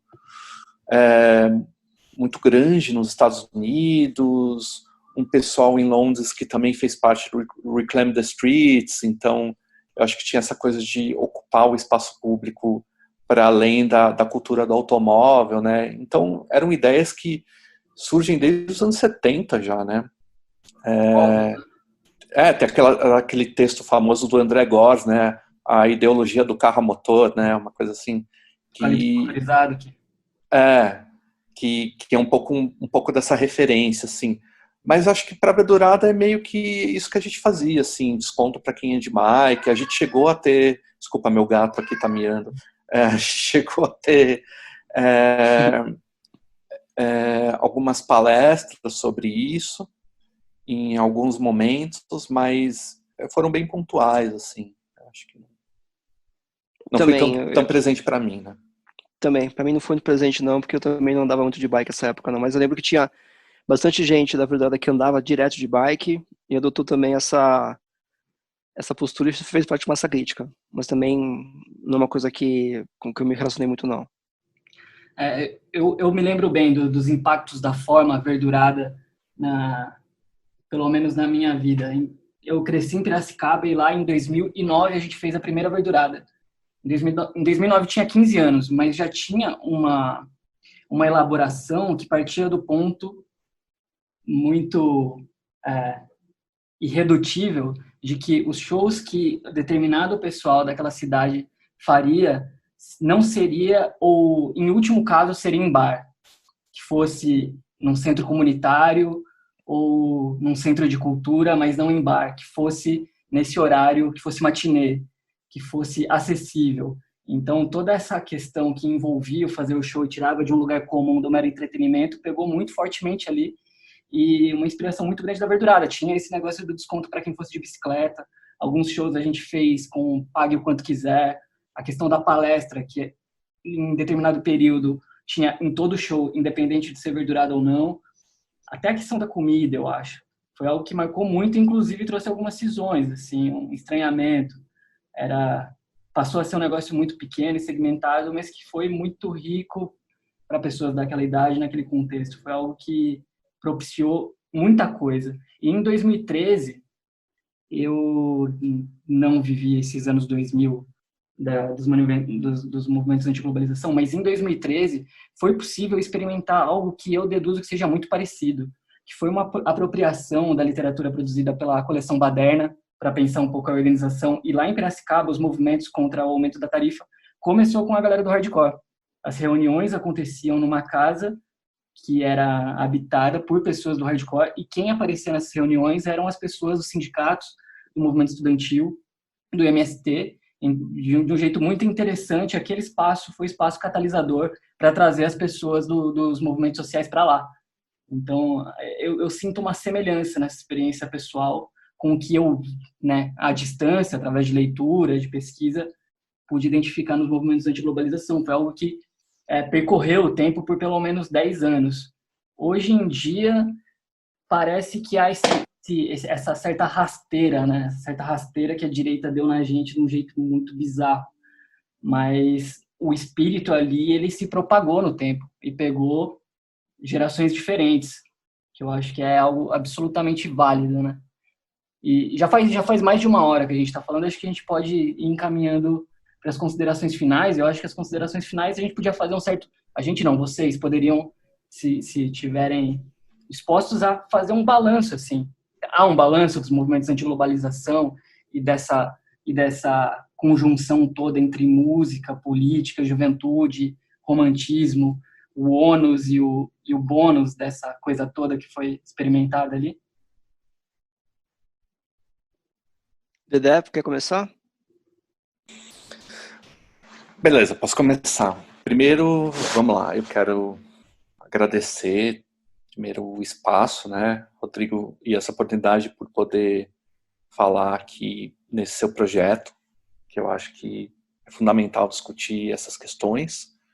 Segundo, eu acho que mais do que nunca a arte, a política, a música e a política são coisas que elas, para mim, elas sempre caminharam juntas. Então, eu acho que eu só pude ter essa percepção a partir da minha experiência pessoal com hardcore, com thrash, com a Verdurada em São Paulo. né? A gente não consegue pensar a música e outras formas de manifestação artística sem a questão política. Eu acho que tudo na vida, por pior ou melhor que seja, queira ou não, é político, né? Se a política hoje, para o brasileiro, ela está inserida na vida cotidiana, muitas vezes de uma forma bastante complicada e bastante autoritária, né? Que acho que é reflexo do momento em que a gente vive. Foi a partir dessas experiências que a gente conversou aqui que eu pude perceber que, de fato, né, naquele momento, falar de política parecia ser muito chato para muita gente, né?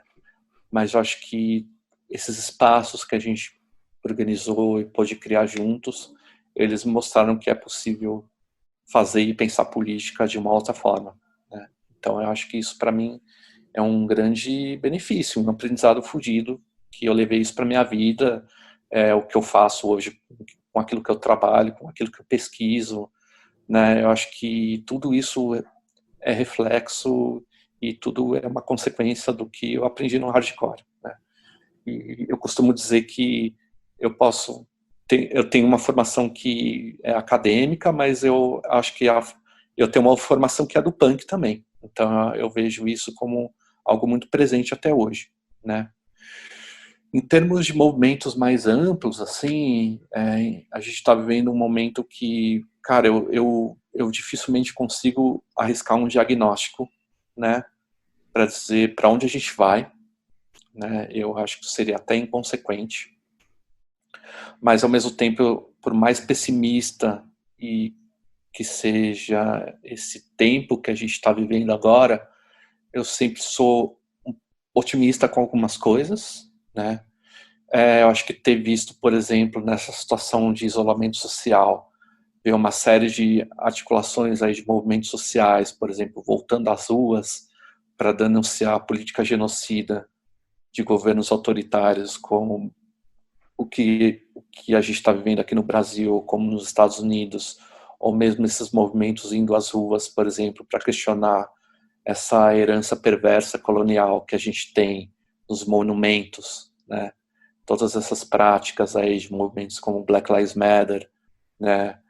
As comunidades indígenas, LGBTQ, né? Tipo, ocupando esses espaços, né? Para discutir questões que vão além de uma política colonial ou simplesmente de uma mera ocupação dos espaços, mas tentar descolonizar o nosso pensamento, né?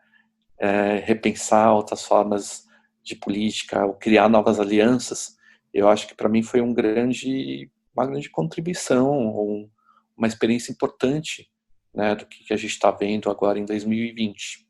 Não arrisco a dizer para onde a gente vai, mas eu enxergo isso como algo muito, muito, muito, muito importante, né, para aquilo que a gente está vivendo. Eu espero, mais do que nunca, que essas coisas cresçam, né, que reverberem, e principalmente no punk, né. Eu não tenho nenhum tipo de nostalgia com relação ao punk hardcore, assim, eu acho que talvez ele tenha, nos últimos anos, se tornado um lugar menos politizado, né. Eu não sei o quanto a juventude hoje ouve rock, né, e parece que o interesse é outro, mas também eu vejo nessas formas de resistência que aparecem no Brasil com funk ou com outras, né, experiências e expressões musicais que não são do rock, que não são do punk e hardcore, como também manifestações muito importantes, né? O que eu digo de nostalgia se o punk hardcore não é capaz disso, né, de ter tanta gente como a gente tinha no passado, tudo bem, mas a gente de alguma forma tem experiências de bandas e grupos que estão se reinventando, né? Eu acho que um exemplo disso, né, para mim, por exemplo, o Rui tem um programa na rádio que a gente montou nessa pandemia, né, na Vírus Como você Comunitária, é lindo, Dedé. o Ruído, que ele traz um monte de banda nova também, toca coisa velha e toca coisa nova, e assim, de bandas que tem aparecido aí com uns discursos fudidos, assim, politizado pra caralho, assim, de gente que, sabe, refazendo, ou mesmo repensando o estilo de tocar hardcore, ou de escrever letras, sabe, de se manifestar, de se alinhar a outros movimentos. Então, de fato, isso está vivo, né? Por mais que hoje eu tenha interesse em ouvir também outros estilos musicais, eu acho que, de fato, essa reinvenção, ela acontece, né, como qualquer estilo de música. Então tem muita coisa também no hardcore, no punk hardcore hoje, sendo produzida e coisas relevantes, assim, né? E então eu convido vocês também a ouvirem o programa do Rui, né, às quintas-feiras, na nossa rádio, como também conhecer a Vírus Rádio Comunitária, que eu acho que é uma iniciativa que me salvou e salvou muitos amigos nossos quando a gente começou a fazer essa rádio em maio deste ano, que foi ter essa experiência que boa parte das pessoas que inclusive vieram do hardcore, do Estreed, da Verdurada, e a gente está fazendo esse projeto juntos, que é de fazer uma rádio independente, uma rádio na internet, assim. Eu, por exemplo, não tinha nenhuma experiência com locução, fazer vinheta, né, tipo, construir um programa de rádio. Eu tenho um podcast já há muitos anos, mas de ter essa locução, de criar uma grade, né, então a gente está experimentando isso juntos, né, e eu acho que isso foi super positivo, está sendo positivo, a gente agora está entendendo como é que essa rádio lida também com esse processo de fim, de quarentena, de abertura, de volta a uma normalidade, que eu espero que não seja uma normalidade no seu pior sentido, mas eu acho que essas experiências aí independentes, né, como tem sido essa rádio, elas retomam muito do que a gente fez, né, já há 15, 20 anos, que é criar um espaço autônomo, antifascista, né, que por mais que alguns programas da nossa rádio não tenham um conteúdo diretamente político, é uma rádio politizada, né, a gente se coloca, né, nesses termos também, a gente discute assuntos políticos, a gente fala sobre questões políticas nas músicas que a gente toca, a gente tenta também buscar outras experiências de escuta e não tocar só bandas dos Estados Unidos, da Europa. Então tem programa de música africana, tem programa de bandas de grupos latino-americanos, então a gente vai diversificando. Eu acho que quanto mais uma rádio diversa e plural é melhor, né? A gente discute isso bastante.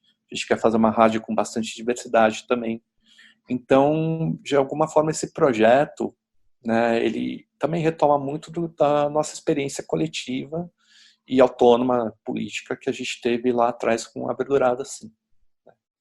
Enfim, acho que são essas considerações que eu quero fazer agora. Obrigado. Eu assino embaixo tudo que o Dedé falou. A rádio tem sido uma experiência fantástica também.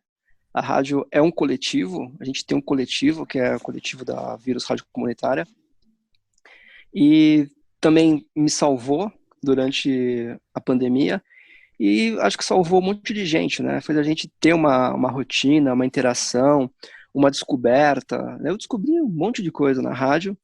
O Dedé fez a minha propaganda, eu vou fazer a dele também. O Dedé faz um programa lindo pra caralho, que é o Love Streams, às quartas-feiras na Vírus, onde ele fala de política e toca músicas lindas e dá uma visão política às músicas que ele toca, né? Eu acho muito bacana que às vezes a música não é explicitamente política, como as músicas que eu acabo gostando do hardcore, mas ela tem uma poética que acaba sendo muito mais inspiradora do que aquilo que está sendo dito com todas as letras, né? Ele tem esse programa que é Fudido, e eu convido a todas para escutar. Eu sou bem esperançoso em relação ao futuro, né? A esperança é a base do socialismo, né?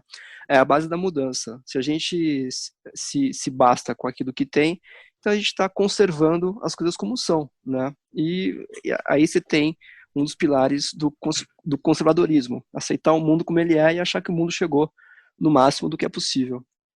Tem um autor aí, que agora esqueci o nome dele, sou péssimo com nomes, que ele fala, acho que é realismo capitalista, né? Dizendo que a gente consegue... É o Mark Fisher. Ele mesmo, Mark Fisher. A gente consegue imaginar o fim do mundo, mas não consegue imaginar o fim do capitalismo. Que é até uma parada que eu conversei com meu filho recentemente, né? Pô, o capitalismo é novo, cara. A gente tem 230 anos de capitalismo na história da humanidade. Como é que isso pode ser tão definitivo como se propõe a ser? Como é que a história acabou desse jeito, né? A história não acabou, a história continua em mudança.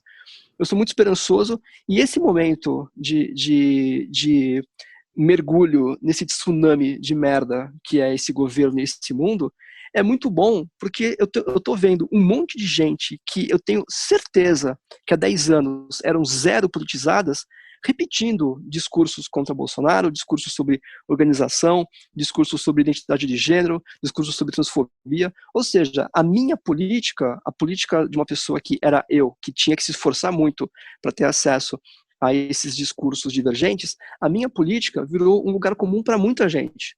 Né? E isso me torna esperançoso. Especialmente esperançoso eu sou em relação aos mais novos. Né? Eu tenho aqui um casal de filhos que são a esperança do mundo, que nem outros jovens que nem eles, né? Que odeiam bolsonarismo, odeiam racismo, odeiam machismo. E eu acho que, assim, tem um bagulho muito doido, cara, que você crescer com um governo faz você acabar tendo uma aversão a ele.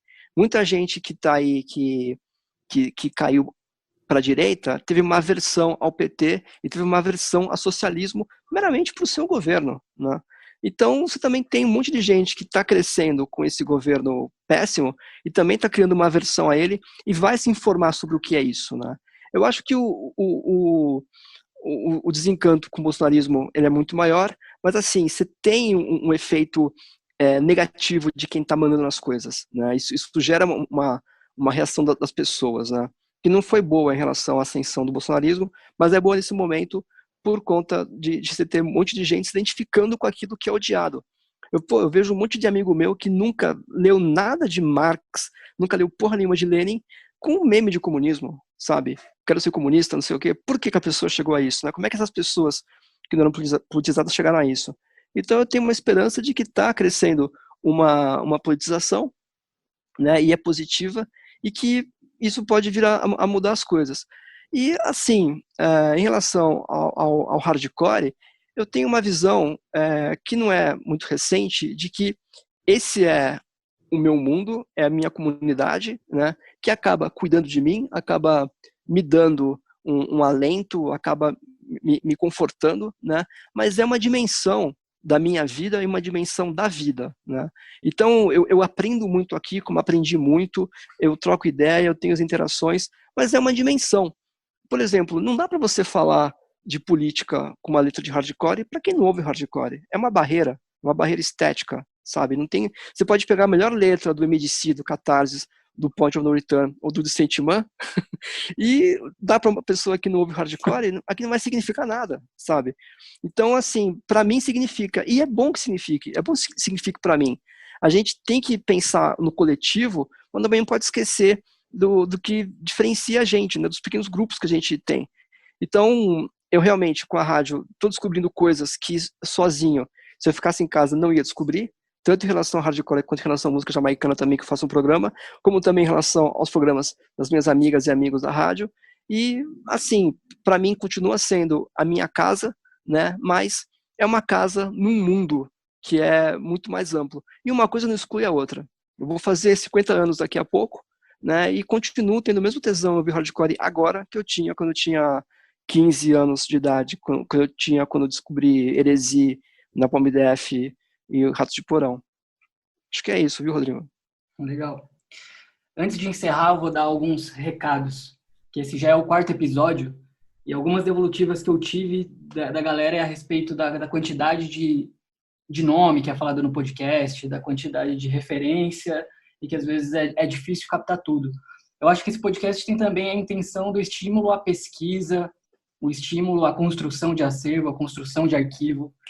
Eu acho que uma coisa que eu me lembro agora, não sei se vocês vão querer recomendar alguma coisa também, mas que eu me lembro agora que dialoga muito com esse contexto que a gente está discutindo, que é um site chamado Protopia. Vocês lembram desse Não. site? Protopia tem todos os textos que influenciaram os movimentos anti-globalização. Eu vi ele a primeira vez tarde, assim, em 2009, e ele ainda existe, e tem tudo ali do Guy Debord, do Hakim Bey, tudo do Zerzan, tem tudo dessa coisa meio situacionista, autonomista, as coisas que foram produzidas ali também nos anos 2000, tem um acervo muito grande.